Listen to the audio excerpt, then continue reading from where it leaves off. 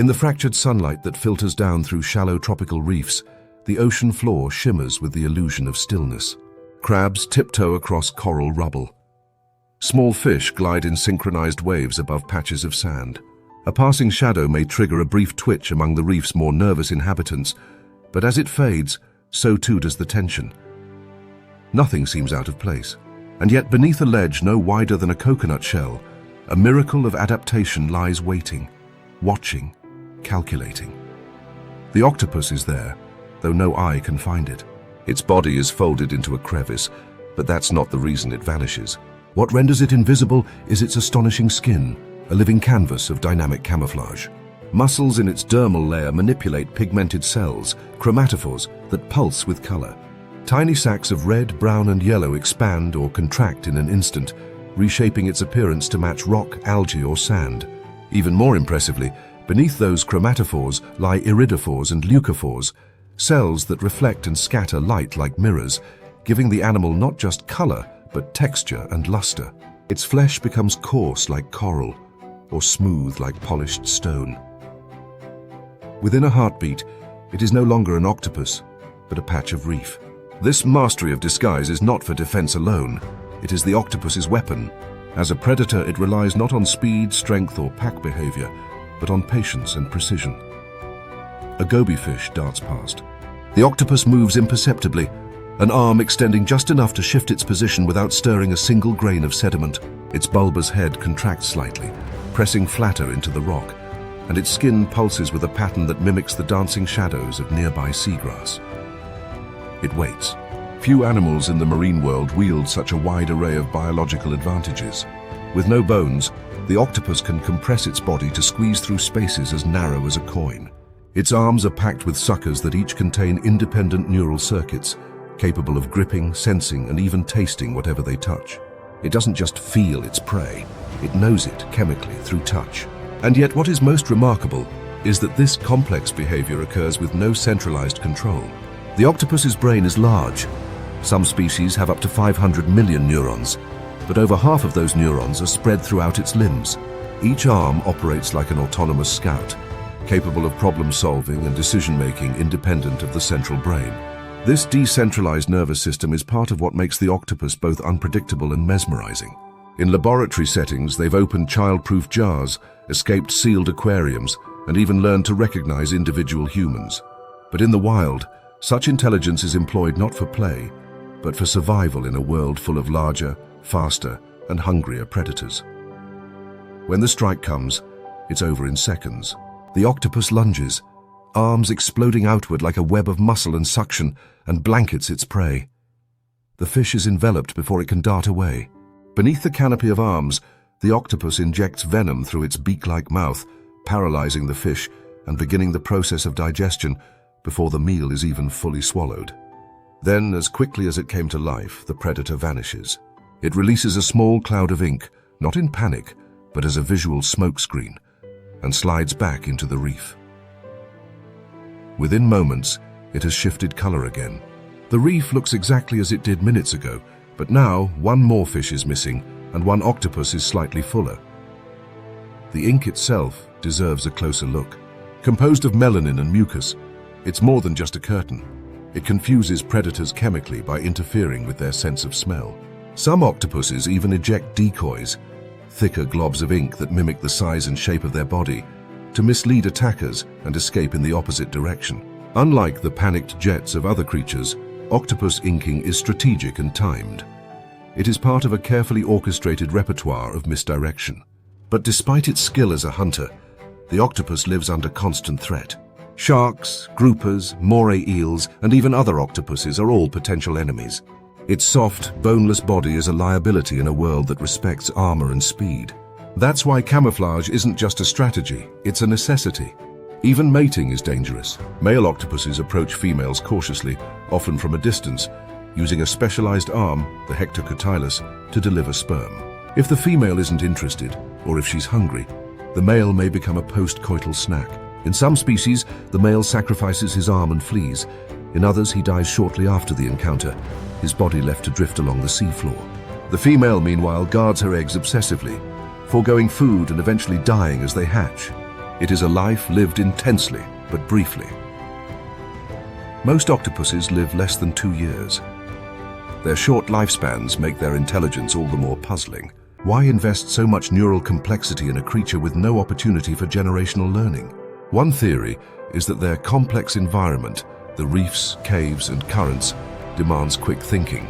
Another is that intelligence was selected not for its longevity, but for its ability to adapt on the fly. For the octopus, being smart isn't about culture. It's about staying alive in a world that never gives you a second chance. In colder waters, species like the giant Pacific octopus grow to enormous sizes, over 30 feet arm span, and live slightly longer. But even they follow the same tragic arc: solitary, clever, resourceful, and then gone. No songs are sung. No groups mourn the fallen. But in every reef and rocky outcrop, another juvenile learns to shift its skin, test its arms, and disappear. The camouflage may be the first thing we see. But what defines the octopus is the intelligence behind it. In a world of armored fish, high-speed predators, and pack hunters, this soft, silent, shape-shifting invertebrate has carved out an evolutionary niche all its own. Not through strength, not through speed, but through mastery of deception, creativity, and control. It doesn't need teeth or claws to win the battle.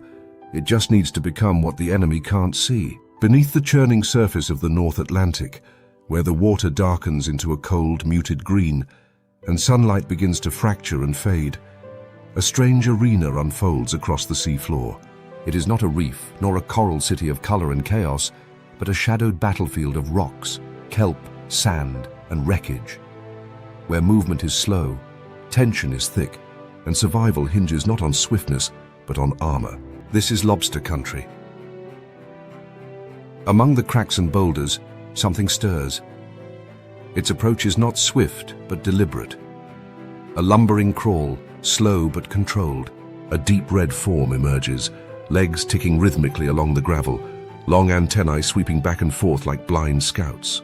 This is Homarus americanus, the American lobster, and though its presence may not stir cinematic awe like a shark or an orca, make no mistake, this creature is a veteran of a very different kind of war. Its body is a walking fortress.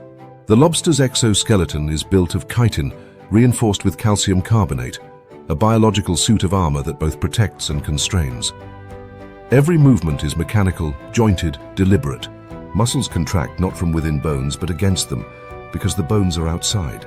Lobsters live in their armor, and when they grow, they must break free of it.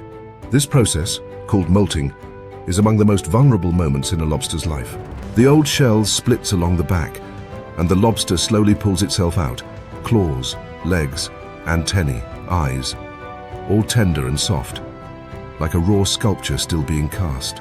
For several hours, sometimes days, the new shell remains pliable, making the lobster easy prey for anything bold enough to challenge it. Many don't survive the molt, but those that do re-enter the world slightly larger, stronger, and often with new appendages. Lobsters can regenerate legs and claws over successive molts. Their most iconic weapon, the claw, is not just a tool, it's two separate biological machines fused at the shoulder.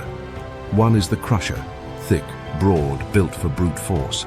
The other is the cutter, or pincher, sleeker, serrated, designed to slice or manipulate. These claws are asymmetrical, and which becomes the crusher is determined not by genetics, but by experience. Whichever claw is used more in early development takes on the denser, crushing role. In combat, these claws become instruments of dominance. Lobsters are territorial, and when two rivals meet, they engage in ritualized fights, more often resembling armored grappling matches than explosive skirmishes. They size each other up, wave their antennae, posture, then clash with claw against claw, twisting, shoving, wrestling. Sometimes these fights escalate. Sometimes one backs down, and sometimes a claw is lost, left twitching on the seafloor as the victor claims its cave. What's striking is how much of this battle is mediated not through sight, but through chemical communication. Lobsters have poor vision, but their antennae and feet are hypersensitive to chemical trails. Essentially, they smell with their legs. They track one another's scent trails, detect pheromones, even gauge the size and recent victories of a rival based on molecules floating invisibly in the water. In a sense, lobsters read the battlefield long before they see it, and the battlefield is dense. The seafloor teems with hidden drama. Crabs scurry across shell-littered gravel, eels coil in pipe-like shadows, and sand-dwelling predators lurk for anything careless enough to expose soft flesh. Lobsters navigate this terrain not as hunters of the swift, but as methodical marauders. They move slowly, testing with their claws, probing beneath rocks, snapping up mollusks, urchins, or weakened fish. Their jaws, once a meal is secured, grind food between calcified plates behind the mandibles. While often portrayed as scavengers, lobsters are opportunistic predators, especially at night. Their activity spikes in darkness when visibility is low and their chemical senses dominate. Juveniles must move quickly and carefully, dodging both predators and larger lobsters who are not above cannibalism. In these dark waters, size is everything, and shelter is precious. Lobsters are not silent creatures either. When threatened or irritated, they may produce low-frequency sounds by rubbing parts of their shell together. Some species have specialized ridges that act almost like musical instruments, not for song but for warning. Every aspect of their physiology is engineered for resilience, assertion, and defense. As the lobster grows older, it grows into its role as a territorial monarch. Large males, recognizable by their massive crushers and elongated carapaces, can rule over a network of burrows, defending prime shelter, attracting mates, and driving off competitors. Unlike many animals, lobsters do not decline sharply with age. In fact, some scientists believe they may exhibit negligible senescence, meaning they don't visibly age at all in the traditional sense. Their telomerase activity, a cellular enzyme linked to longevity, remains high throughout their lives. If not for disease, predation, or fishing, lobsters might live for decades, even a century. But nature rarely allows such fantasies. Parasites, bacteria, and human traps are constant threats. Lobsters have adapted to many of them. Their hard shells resist infections, and they can even consume molted shells to regain lost calcium. Still, survival is never guaranteed. And in recent years, warming waters, ocean acidification, and overfishing have begun to alter their habitats. Shifts in temperature affect molt cycles. Juvenile development rates change. Disease susceptibility grows. To the casual observer, the lobster is just a dinner plate icon, served steaming with butter, a symbol of luxury or tradition. But beneath the shell is a creature shaped by struggle, evolution, and strategy. It is not beautiful in the way of a manta ray or dolphin. It does not leap, glide, or dazzle. It trudges. It grips. It endures. And yet in the silent calculus of the sea floor, where strength must be worn, not hidden, where survival is not about fleeing but outlasting, the lobster is a perfect machine. Armored, ancient, methodical, a bruiser in the shadows, a survivor with iron jaws. The sun hangs high above the tropics, casting spears of light that cut through the surface of the water in golden shafts. Below, the world turns blue, a vast, open cathedral where silence reigns in bursts, interrupted only by the faint crackle of shrimp or the distant muffled clicks of something just out of sight. The open ocean may appear serene from the surface, but just beneath it, the hunt is already underway. A school of mullet zigzags nervously near the surface, their silver sides flickering like coins in the sun. Then the water pulses, not with motion, but with intention. From the distance, the pod arrives, not with splashes or chaos, but with precision. Bottlenose dolphins glide into view, bodies streamlined like torpedoes, fins carving perfect arcs through the blue. There is no panic, no disorder, only structure. Movement is coordinated as if choreographed, a formation honed by millions of years of survival and success. Each member plays a role. One circles wide, another dives deep, and somewhere in the middle of it all, the clicks begin to echo. These aren't casual sounds. They are biological sonar pings, short bursts of high-frequency noise fired into the blue. The returning echoes paint a three-dimensional map of the world in real time. Dolphins don't just see with sound, they perceive shape, density, speed, and direction. Echolocation gives them an edge no predator in the open sea can match. It's like having eyes that don't rely on light, ones that can detect the flutter of a fish's gill or the hollow air in a crab's shell buried beneath sand. The clicks, pulses, and whistles are modulated with extraordinary control. As they bounce off the mullet school, each returning echo is processed in the dolphin's auditory cortex at lightning speed. In human terms, their echolocation is roughly akin to having MRI vision underwater, but faster, continuous and dynamic. The melon, that bulbous organ on the dolphin's forehead, is the acoustic lens. It focuses and projects sound beams forward, much like a speaker cone or an underwater flashlight made of sound. Behind the jawbone, specialized fat channels receive incoming echoes, which travel to the inner ear and then directly to the brain. What results is not a vague auditory impression, but a precise spatial understanding of everything in range. And the brain processing that information is remarkable. Dolphins possess some of the highest brain-to-body ratios in the animal kingdom, just behind humans. Their neocortex, the region responsible for complex thought, problem-solving, and social reasoning, is elaborately folded, suggesting more surface area and higher processing power. Their brains are not just large, they're wired for intelligence. But this intelligence is not spent alone. It's forged in pods, social groups that can include up to several dozen individuals. In these communities, dolphins form alliances, remember old rivals, coordinate hunts, and even pass along behavioral traditions. Some pods specialize in herding fish into tight bait balls. Others drive prey onto shorelines in a maneuver that borders on strategy rather than instinct. Young dolphins learn by watching. Behaviors like sponge carrying, where dolphins place sponges on their snouts to forage without injury on the seafloor, are passed down maternally, the closest thing to cultural inheritance in the marine world. The pod moves in perfect sync now. One dolphin circles wide, corralling the fish toward the surface. Another accelerates beneath, herding from below. The rest fan out in a crescent, forming a living net. Then the sound pulses quicken, sharper, tighter bursts aimed like a laser at the center of the mass. The mullet sense the sonic pressure, disoriented. The echoes don't just reveal, they also confuse. Some researchers believe high-intensity sonar bursts may temporarily stun prey, disrupting their swim bladders or overwhelming their sensory systems. In the chaos, a dolphin torpedoes forward, jaws open, teeth flashing, and snatches a fish mid-turn. It doesn't stop to chew. The prey is swallowed in a single snap, and the dolphin immediately loops back into formation, ready to repeat the maneuver. Above the frenzy, seabirds spiral and dive, taking advantage of the dolphin's precision ambushes to snag fish forced to the surface. Below, sharks linger at the edge of the action, waiting for an opportunity.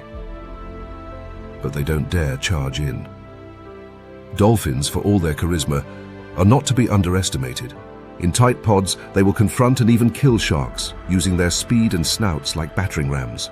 Several documented cases show dolphins ganging up to strike at a shark's gills or underbelly, areas too vulnerable to ignore. As the hunt slows and the last few fish scatter, the dolphins regroup. A few leap from the water, twisting in mid-air. Whether it's communication, coordination, or just exuberance, no one can say for sure. But the scene is alive with intelligence, not the cold logic of instinct, but the fluid brilliance of creatures who think, plan, and adapt. In calmer waters, dolphins are just as capable of subtlety. In murky estuaries, they slow their clicks to reduce detection. In seagrass beds, they weave silently through narrow channels, inspecting with sonar rather than sight. And in captivity, though controversial, studies have shown them capable of complex memory recall, mirror self-recognition, and even abstract reasoning. They are not perfect. Dolphins can be brutal. Males may harass or isolate females, and infanticide has been documented in wild pods. Their playful reputation often hides a complex spectrum of behaviors, including aggression, deception, and strategy. But this only deepens the portrait of a predator that is not merely instinctual, but cognitive, reactive, and situationally aware. The ocean offers many apex hunters, but few wield their power with the finesse of dolphins. They don't stalk from shadows like reef ambushes or overwhelm like shark frenzies. They use information, sound, positioning, memory, social coordination. Their weapon is not just echolocation, it's organization. Sound allows them to see in darkness, communicate across long distances, and hunt in perfect unison. It is as if the ocean itself becomes their lens, a three-dimensional grid of target and terrain. In the end, as the pod drifts off into deeper water, it leaves behind no chaos, only calm. The mullet are gone. The ripples fade, and the sound, once thick with clicks and whistles, falls silent again. But in that silence lies the echo of something extraordinary. The presence of a predator that doesn't rely on brute strength, but on acoustic mastery, neurological complexity, and a social web as tight as any pack of wolves. In the dolphin's world, intelligence isn't just an advantage, it's the apex weapon, and its precision is heard long before it's ever seen. Beneath the turquoise veil of warm tropical shallows, coral formations rise like skeletal fortresses from the ocean floor. Parrotfish grind through algae-covered rocks, damselfish weave between branching corals, and cleaner wrasses dart in and out of anemone-tangled grottos. At first glance, the reef feels like a chaotic marketplace of motion, color, and competition. But among the bustle, something drifts with almost theatrical calm. A fan of striped fins flares open like a blooming feather duster. Its movement is slow, deliberate, more like a curtain swaying in the breeze than a hunter on the prowl. Yet that's exactly what it is. The lionfish doesn't stalk, charge, or chase. It floats, eerily still, yet always closing in. Its body is painted with alternating white and reddish-brown stripes, a warning most reef fish do not recognize. Its elongated pectoral fins extend like open wings, herding prey subtly toward its hidden mouth. The spines along its dorsal ridge, 13 in total, bristle with venom, but they are not for catching prey. They are armor, and in most parts of the world, they are enough to grant this fish near total immunity from being hunted. Few predators, if any, dare test those spines. Native to the Indo-Pacific, the lionfish evolved in a realm of tight competition and equally well-armed predators. There, its role is balanced, its presence part of a much older and finely tuned ecosystem. But in the Atlantic, especially throughout the Caribbean and along the southeastern coast of the United States, it plays a very different role. Conqueror. Accidentally introduced in the 1980s, perhaps through the aquarium trade or a single storm-torn tank, the lionfish quickly found itself in a paradise where none of the reef inhabitants recognized its signals. None avoided its approach, and nothing hunted it back. What makes the lionfish particularly lethal is not aggression or size, but strategy. It hunts mostly at dawn and dusk, moving with calculated grace through reef crevices and rubble. Juvenile fish, unfamiliar with the slow menace, rarely flee. They often freeze in front of those elegant fins, mistaking the lionfish for something harmless or even ornamental. That's when it strikes. With a burst of suction so fast it creates a pressure vacuum. The prey is inhaled whole, vanishing into the lionfish's gaping mouth in less than 1/10 of a second. Its stomach is elastic and expandable, allowing it to gorge on prey up to half its body length. Studies of invasive lionfish in the Caribbean have revealed stomachs packed with dozens of fish, some of them vital grazers that control algae growth on coral. The loss of these small species may not register visually, but their absence ripples through the ecosystem. As algae overtakes coral and biodiversity declines, the reef's structural integrity begins to collapse. It's ecological erosion from the inside out, all orchestrated by a floating predator that doesn't even look threatening. And the damage spreads. Female lionfish can release up to 30,000 eggs every few days. Their larvae are tiny, transparent, and drift effortlessly in ocean currents, making containment nearly impossible. Within decades, lionfish expanded from Florida's coasts to the Bahamas, Cuba, Mexico, and even parts of South America. In many areas, they outnumber native predators by orders of magnitude. Venom is not their tool for offense. It's a defense that further cements their dominance. The spines don't deliver a fatal toxin, but they inject a complex cocktail that causes intense pain, swelling, and in rare cases, systemic effects like nausea or respiratory distress. This venom is stored in grooves along the spines and is only activated when pressure is applied, usually by a clumsy predator or unlucky diver. Once stung, few creatures, and certainly no fish, attempt a second encounter. The lionfish's invasion of Atlantic reefs is a textbook case of what happens when a balanced predator is removed from its natural context. Here, it faces no pressure from above and endless opportunity below. Traditional reef predators like groupers and moray eels largely ignore it. Even sharks, who might bite out of curiosity, don't seem to target lionfish regularly, possibly deterred by the unfamiliar taste or painful spines. In its native waters, lionfish are occasionally preyed upon by larger reef fish and cephalopods, but these predators evolved alongside it, learning to navigate or tolerate its defenses. In the Atlantic, this learning has not yet occurred, and evolution doesn't move fast enough to catch up with lionfish breeding cycles. The result is a growing imbalance, where one animal's reproductive advantage and passive hunting strategy outpaces the reef's ability to respond. And yet, for all its ecological impact, the lionfish remains a solitary hunter. It does not form packs or coordinate attacks. It doesn't chase or defend territory. It simply drifts, eats, and multiplies, operating more like a virus than a traditional apex predator. Divers have described the eerie feeling of coming upon an overgrown reef and finding it silent, save for the slow flutter of lionfish fins and the flick of an occasional shrimp. The native fish, the darting wrasses, the watchful gobies, are gone. In an effort to curb the invasion, some coastal communities have launched lionfish derbies, organized hunts where divers spear or trap the invaders by the hundreds. The meat, once properly prepared, is edible and even considered delicately flavored. But harvesting them is difficult and labor-intensive.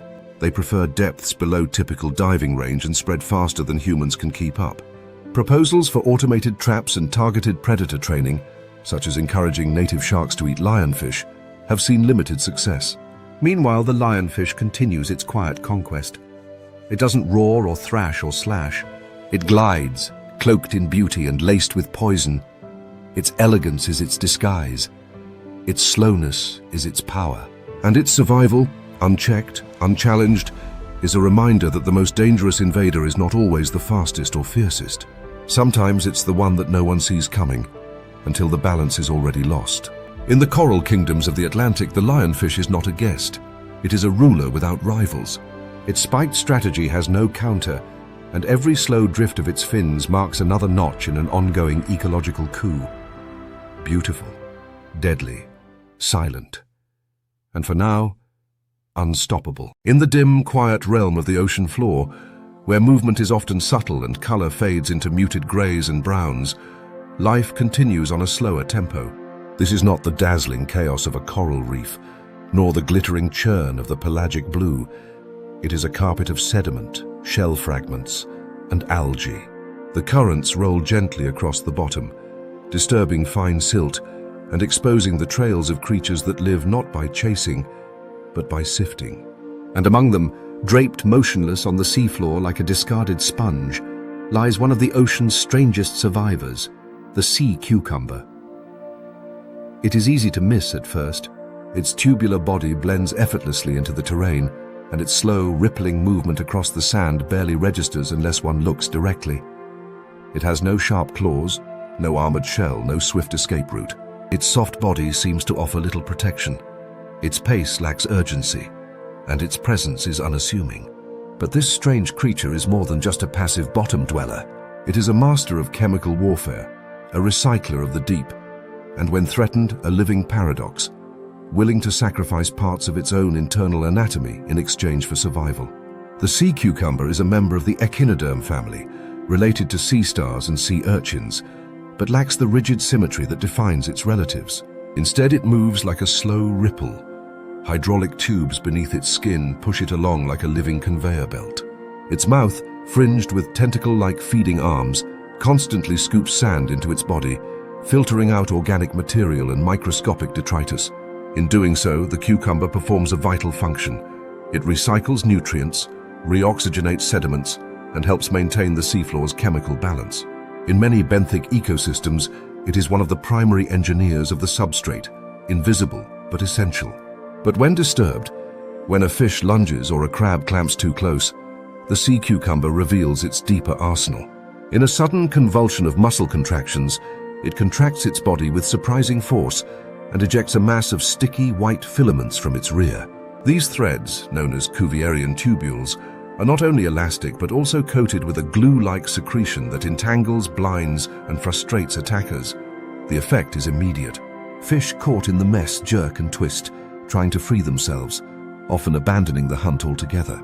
The sea cucumber, meanwhile, slowly begins to regenerate the lost tubules, a process that can take several weeks.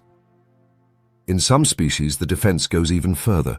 If the threat persists, or if the tubules fail, the sea cucumber may resort to an even more extreme act: evisceration. It literally ejects its internal organs, spewing out part of its respiratory system, gonads and digestive tract in a shocking display of biological surrender. The organs, coated with defensive toxins and delivered in a cloud of shock and distraction, confuse predators into hesitation. In that moment of confusion, the sea cucumber slowly inches away. While this may seem like suicidal behavior, the sea cucumber is astonishingly resilient. It begins regenerating its organs almost immediately. Within a few weeks, the lost systems are restored, as if nothing had happened at all. The secret to this macabre tactic lies in its biology. The sea cucumber's body wall is not structured like that of vertebrates. It contains mutable collagenous tissue, which can rapidly change stiffness under neural control. This allows it to liquefy parts of its body to squeeze into tight crevices or to soften for evisceration. It is also highly regenerative, a trait shared with some sea stars and axolotls, but rarely with such dramatic flair. Chemical defenses play a major role in the cucumber's survival. Many species release toxins known as holothurins, saponin-based compounds that can stun or repel fish and other invertebrates. These toxins are potent enough that, in aquaria, one stressed sea cucumber can release enough holothurin to kill off all nearby tank mates. In the wild, however, this secretion is more targeted, leaching into the water only when tissues are ruptured or predators attack directly. Despite its apparent passivity, the sea cucumber's combination of deterrence, resilience, and ecological function gives it a unique place in marine ecosystems. Its feeding behavior, for example, significantly affects the sediment it lives in. By processing sand and detritus, it reduces excess organic material that would otherwise decompose and deplete oxygen. In coral reef lagoons and seagrass meadows, healthy populations of sea cucumbers help suppress algal blooms and stabilize the pH balance of the substrate, creating a healthier environment for fish, corals, and countless invertebrates. But the sea cucumber is not immune to the outside world. In many regions, particularly across Southeast Asia and the Pacific, it has become a target of overfishing. Not for its ecological value, but for its role in human cuisine and traditional medicine. Known in culinary terms as bêche de mer or trepang, the dried and processed body wall of certain species is considered a delicacy and is believed in some cultures to offer various health benefits. As a result, wild populations in some areas have plummeted. Their removal doesn't just affect predators, it disrupts the entire benthic cycle of nutrient turnover and sediment balance. Climate change adds another layer of complexity. Rising temperatures and ocean acidification can interfere with reproduction, larval development, and regeneration processes.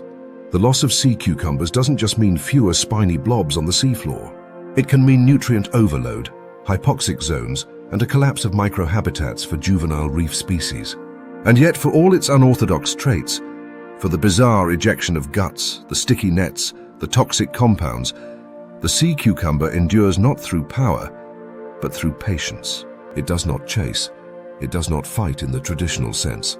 It alters the battlefield, poisons the weapon, and retreats while rebuilding.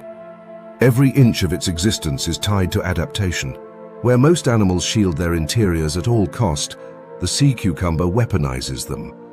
Where others harden and defend, it softens and escapes. In the quiet world of the ocean floor, that slow-moving tube is more than a curiosity. It is a strategist, a recycler, a chemist, and in its own twisted way, a survivor of exceptional cunning. In a realm that rewards aggression and speed, the sea cucumber offers a reminder that survival often belongs to the strangest among us, those who change the rules rather than play by them. The waters are still and shallow, a patchwork of seagrass beds and coral rubble stretching beneath the dappled light of the late afternoon sun. Here in the transitional zone between reef and open lagoon, the environment seems unassuming, a quiet stage for slow grazers and cautious scavengers. But something stirs in the shallows that defies ordinary rules of visibility and behavior. It moves not like a fish, nor like any creature with a single shape. It shifts, flows, vanishes, and returns, not by movement alone, but by rewriting its very appearance with each passing second. The cuttlefish has arrived. Its body glides with the fluidity of a drifting leaf, propelled by undulating fins that ripple along both sides of its mantle. It steers gently with short bursts from its siphon like a quiet jet thruster. But its motion is not what draws the eye. It's the skin, alive with shifting light and impossible color. In the blink of an eye, the cuttlefish transforms.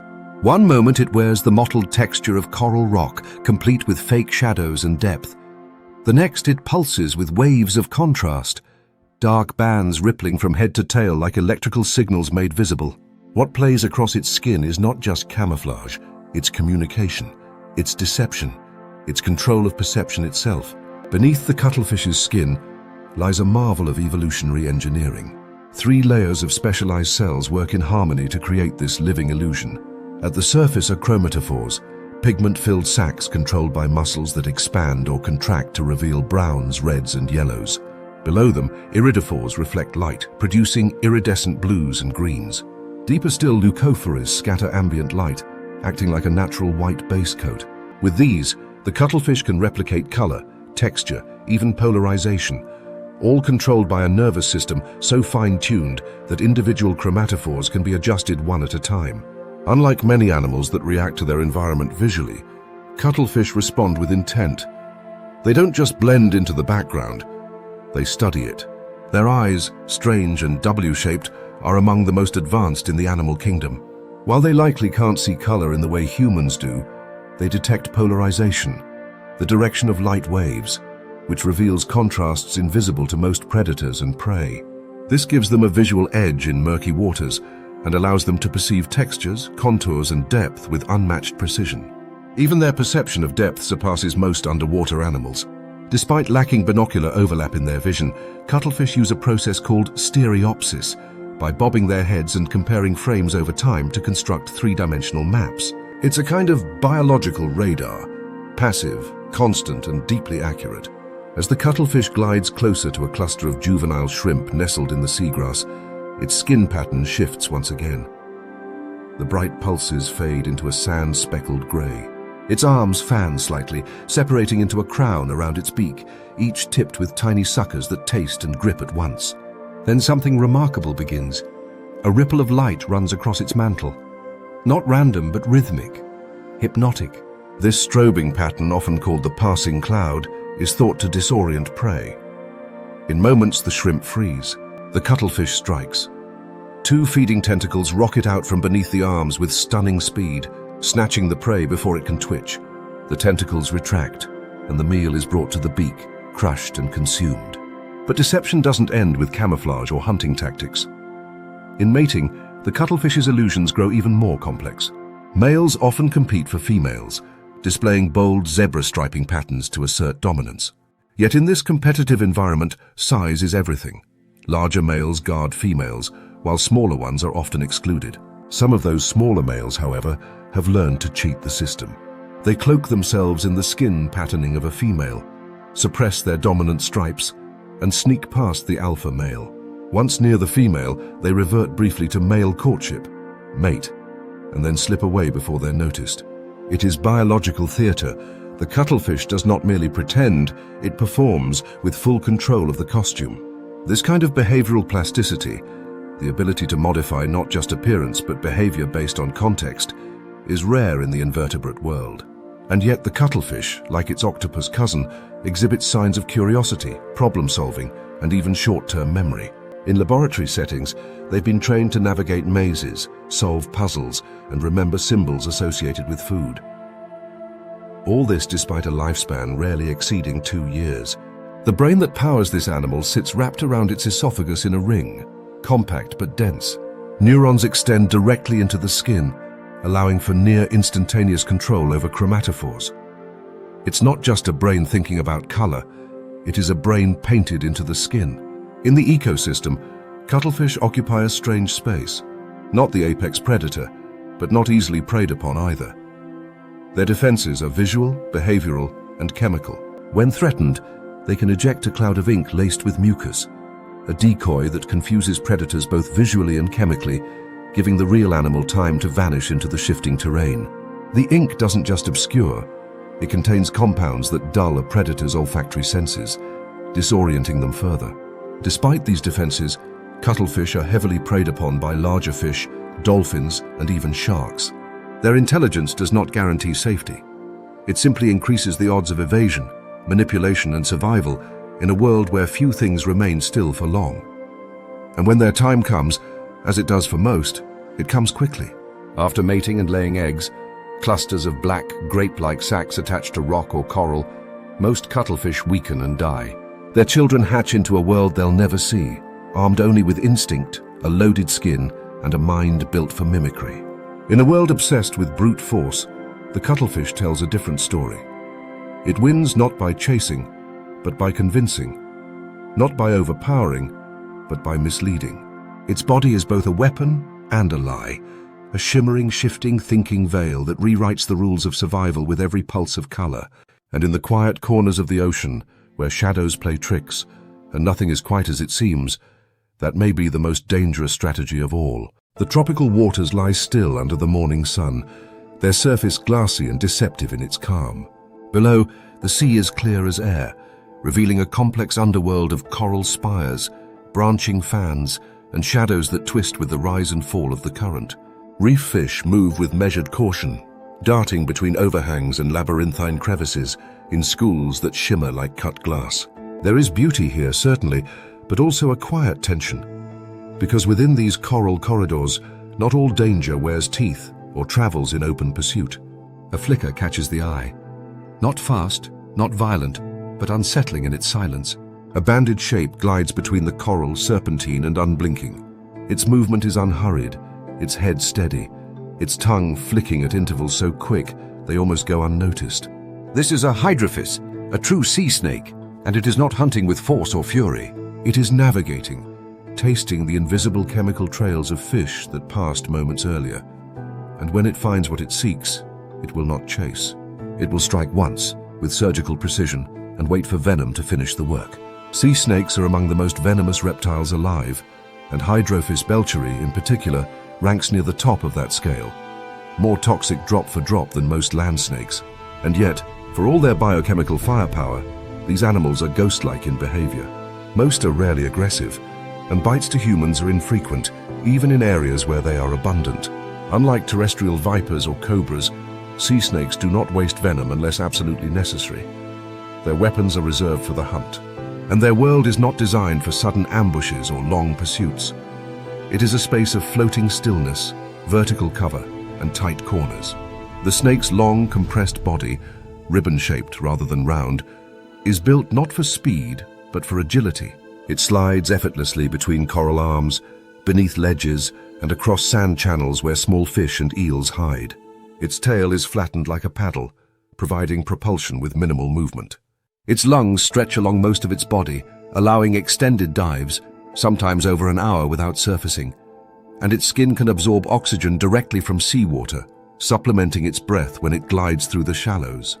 A juvenile eel peeks from the base of a coral head, unaware of the danger approaching. The snake freezes, less than a meter away, perfectly aligned with the crevice. The tongue flicks once more. Then, with a sudden lunge, it coils forward and bites, injecting neurotoxins so potent that escape is impossible.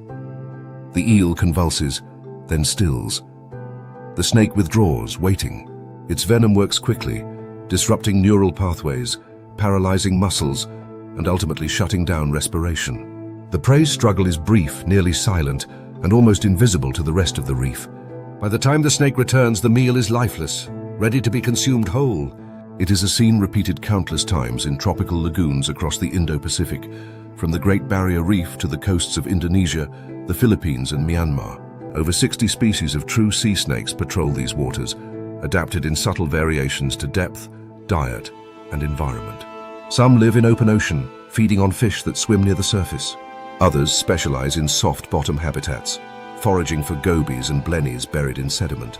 A few are nocturnal, their eyes adapted to the low light of dusk and dawn, their hunting guided more by taste than sight. The elegance of their movement belies their evolutionary compromises.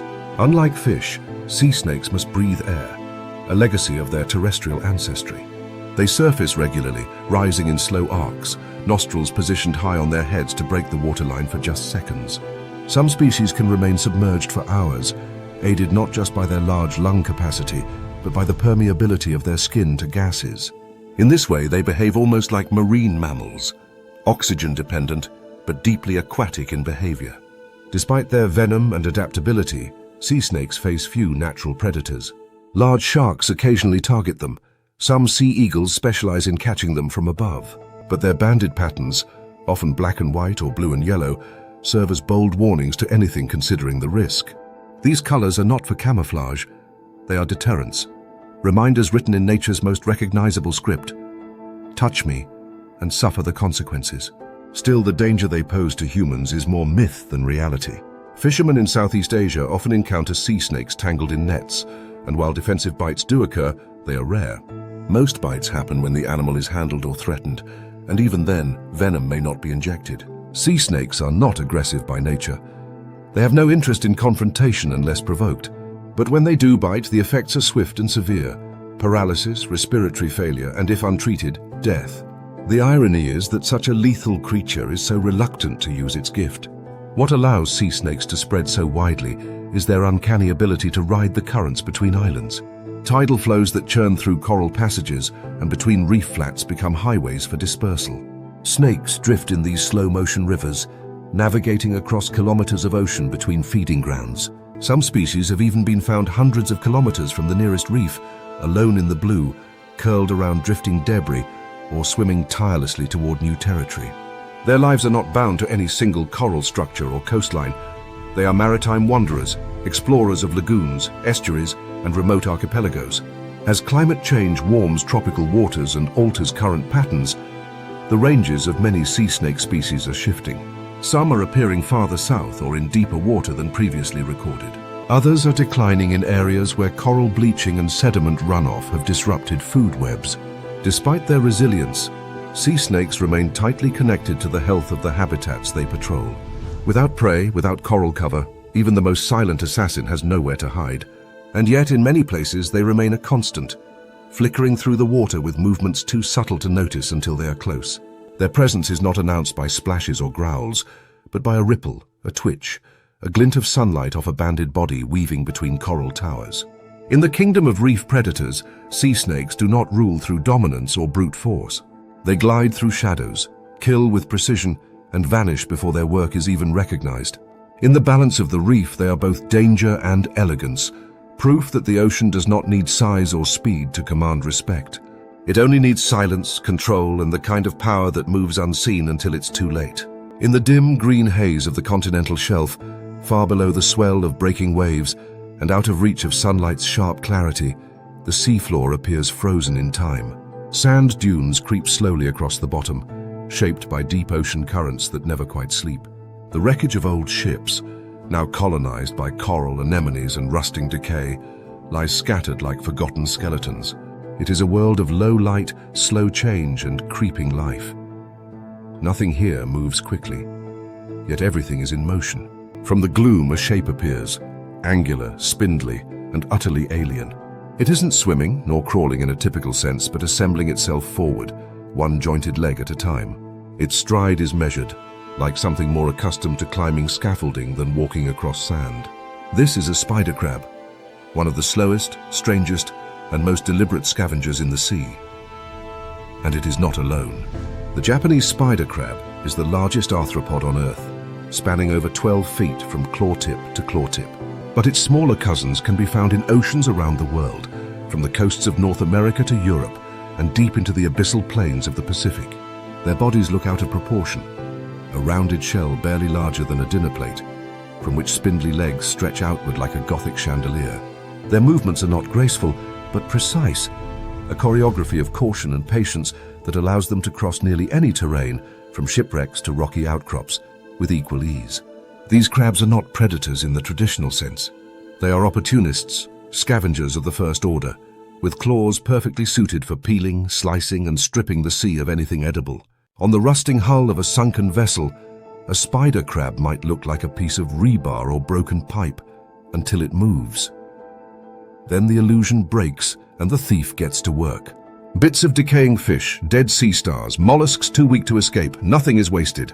The crab's sensory appendages twitch constantly, sampling the water, sniffing for chemical cues of death or decay. It doesn't hunt with vision, it hunts with smell and time.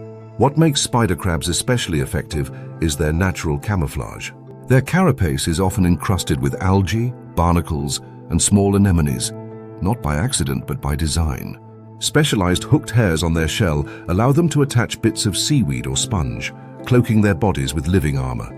This disguise serves not just as cover from predators, but as a disguise for the ambush lifestyle they sometimes employ, waiting motionless for hours before striking at a passing fish or shrimp.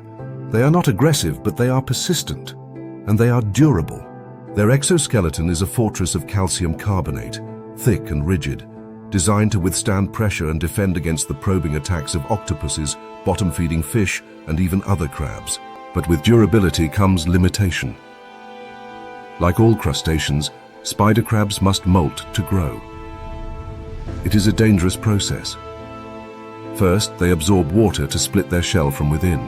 Then, slowly and vulnerably, they crawl out, soft-bodied and defenseless for hours or even days, until the new exoskeleton hardens. Many do not survive this transformation. But for those that do, growth is dramatic. Some double in size with a single molt. And when conditions are right, they gather en masse.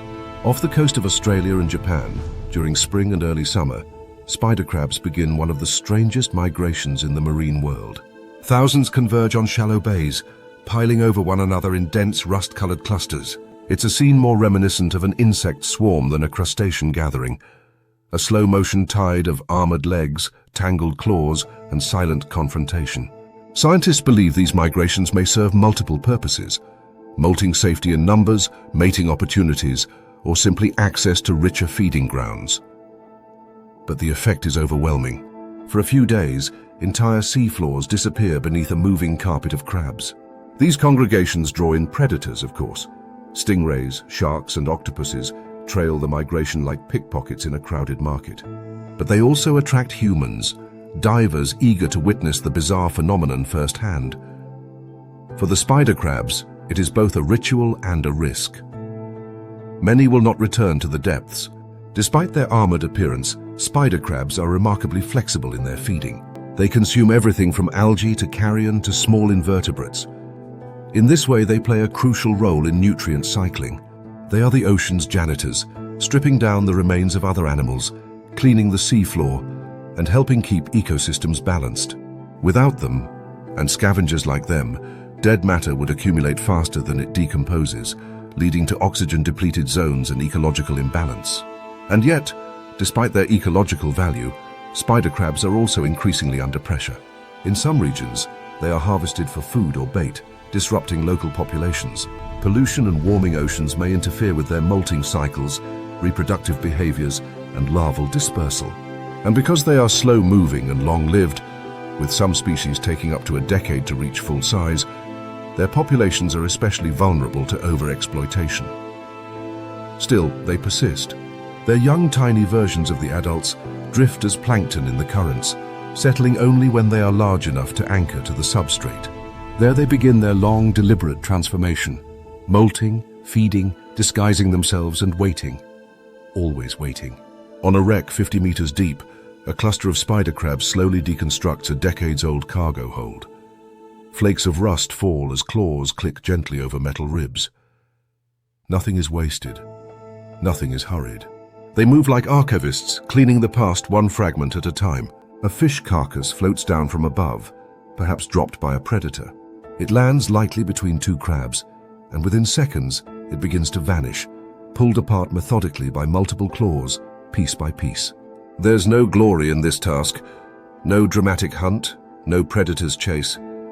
But there is purpose, deep, essential, and often unseen. In the cold stillness of the sea floor, the spider crab does not conquer. It reclaims, it recycles, it endures. And beneath their slow march and alien design lies a lesson in persistence. That sometimes the most effective strategy isn't speed or strength or surprise. It's patience, quiet efficiency, and the ability to turn the forgotten into fuel for the future. The tide is slack and the current barely stirs, leaving the lagoon suspended in a deceptive stillness. Shafts of sunlight penetrate the clear water, drawing long, wavering shadows across a patchwork of coral rubble, sand channels, and swaying seagrass. Small reef fish flicker between the crevices, each movement fast, cautious, untraceable. At the edge of a sandy clearing, resting just above the substrate, floats a pufferfish. Round-eyed, slow-moving, unremarkable. It is not flashy like a lionfish, nor agile like a wrasser.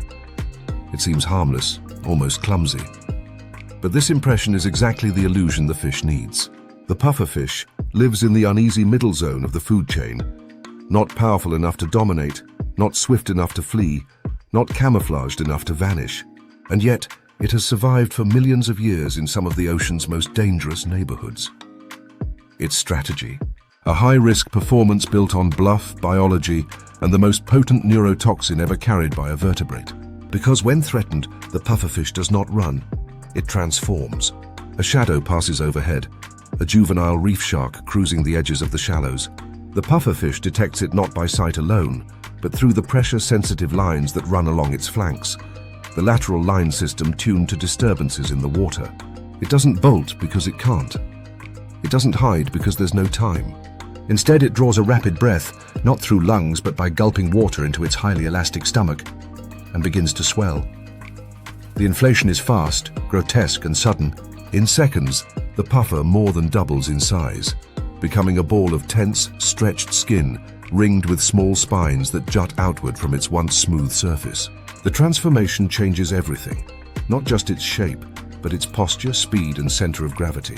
Where a second ago it was sluggish and small, it is now immobile but enormous and potentially dangerous. To a predator expecting a mouthful of soft-bodied prey, the result is confusion. The fish no longer fits in the mouth. The spines present a mechanical barrier. The shape is awkward to grasp or swallow. And then there's the invisible threat. Lurking beneath that defensive exterior is tetrodotoxin, a substance so toxic that a single pufferfish contains enough of it to kill over 24 adult humans. This neurotoxin is not produced by the fish itself, but by symbiotic bacteria that reside in its organs, particularly the liver, ovaries, and skin. The fish stores it without harm, but any predator that dares to bite and swallow may never get a second chance. Tetrodotoxin acts quickly and lethally by blocking sodium channels in nerves, halting communication between the brain and muscles, leading to paralysis and suffocation. There is no known antidote. Ironically, this terrifying toxicity is not a perfect deterrent. Many predators don't learn until it's too late. Some reef sharks and moray eels have been found dead with puffers lodged in their throats. Others, like tiger sharks, seem immune or simply too reckless to care.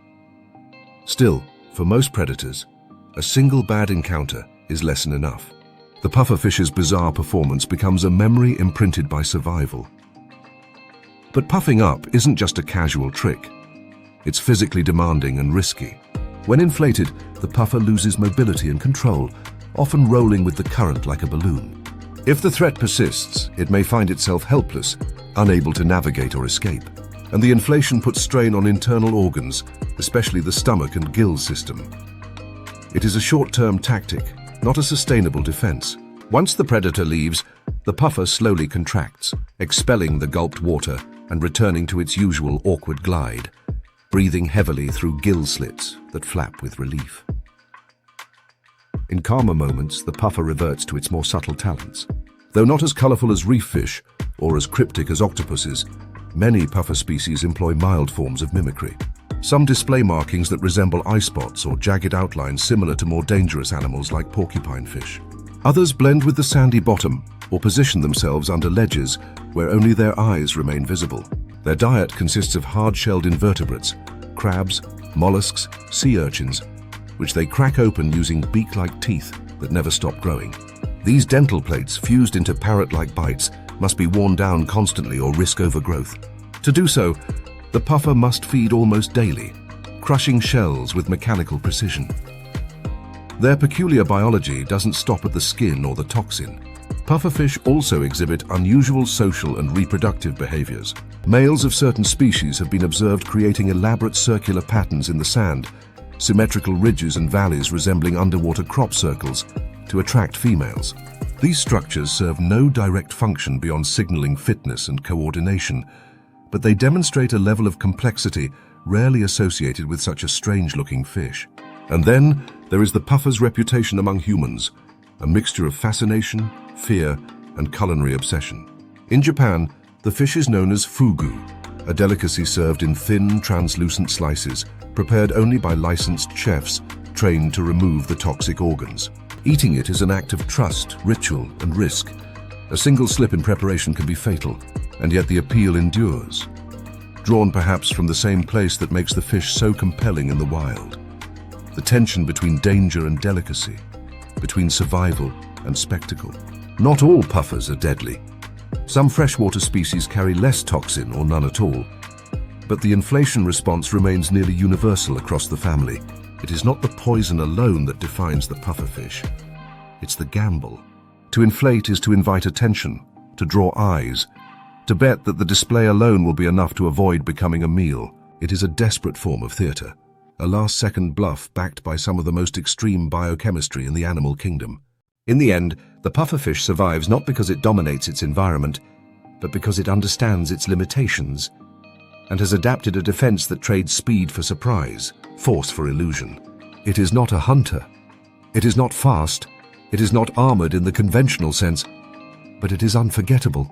Floating once again over the reef, shrunken back to its original form, the puffer drifts on, not with pride, but with practiced caution.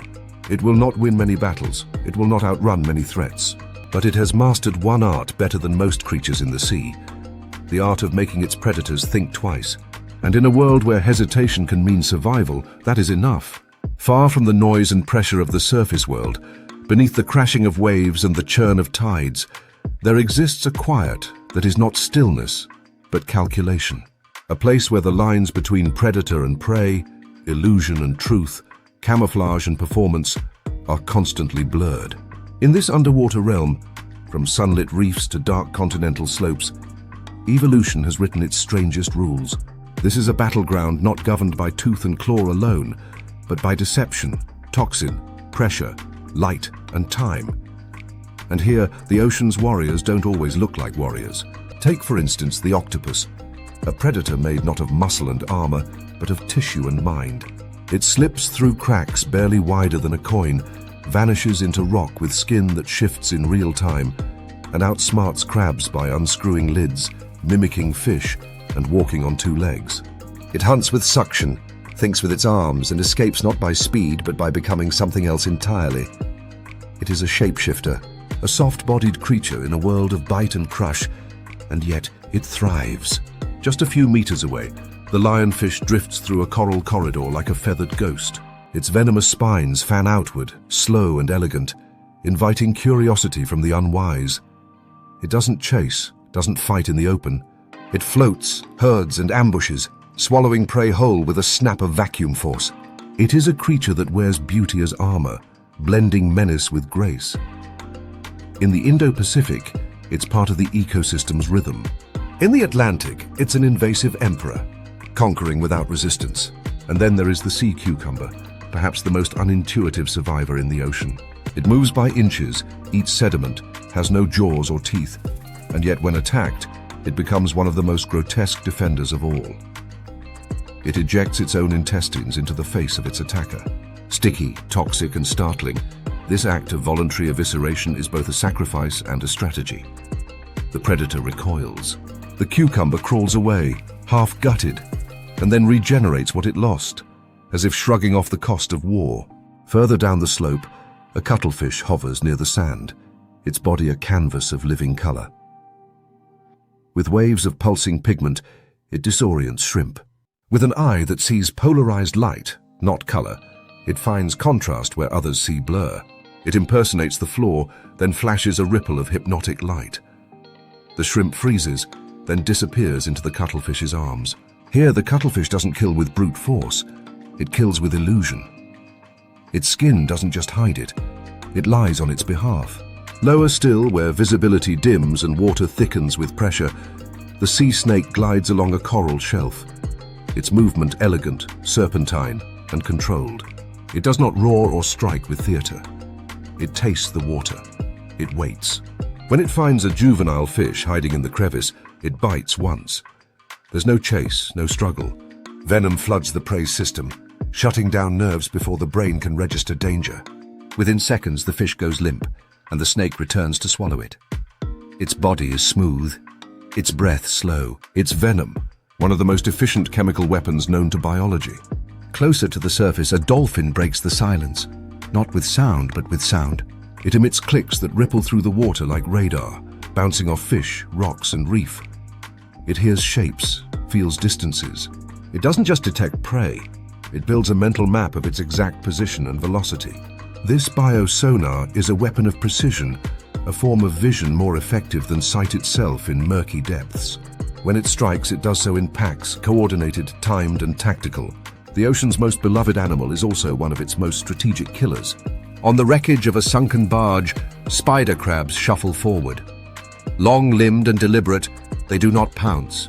They do not sprint. They wait for decay, for weakness, for the moment when flesh softens and resistance ends. They scavenge with efficiency, stripping husks and skeletons until the wreck is cleaner than any reef.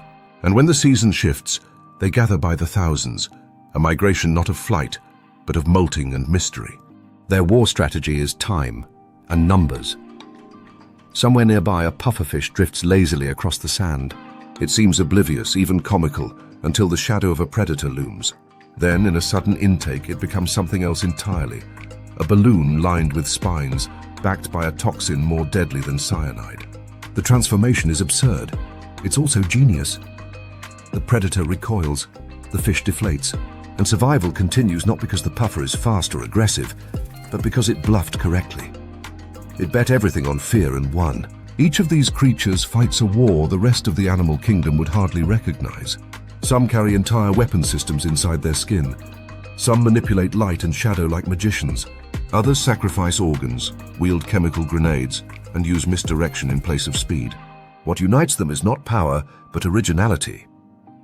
Survival here is not about being the strongest. It's about being the strangest, the best adapted to an environment where every predator is also potential prey, and where every strategy must evolve or disappear. Across the marine world, evolution has written 1,000 stories of conflict, each one different, each one absurd in its own way.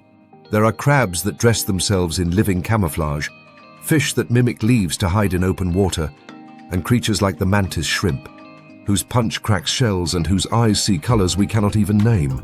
There are jellyfish that drift with tentacles meters long, their stings laced with neurotoxins, and sharks that navigate with electroreception, sensing heartbeats hidden beneath sand. There are organisms that freeze themselves during drought, lie dormant for decades, and then return, as if time were just another predator to outwit.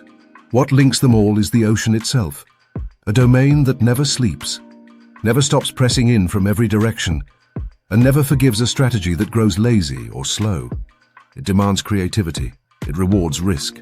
And it nurtures the kind of biological innovation that at times defies logic. Here in the wild depths, war doesn't always look like combat. Sometimes it looks like silence. Sometimes it looks like softness, like slowness, like surrender, until you realize the creature is still alive, and its predator is not. The weapons may be invisible, the tactics may be absurd, but every adaptation has been tested by time, sharpened by loss, and passed down not by choice, but by necessity. This is the underwater arms race, a realm where weirdness is wisdom, where defense and offense often wear the same skin, and where the strangest creatures are often the ones that win. In this world, there is no mercy for the predictable, only room for the innovative, only room for those who make evolution's strangest plans and survive to act them out again.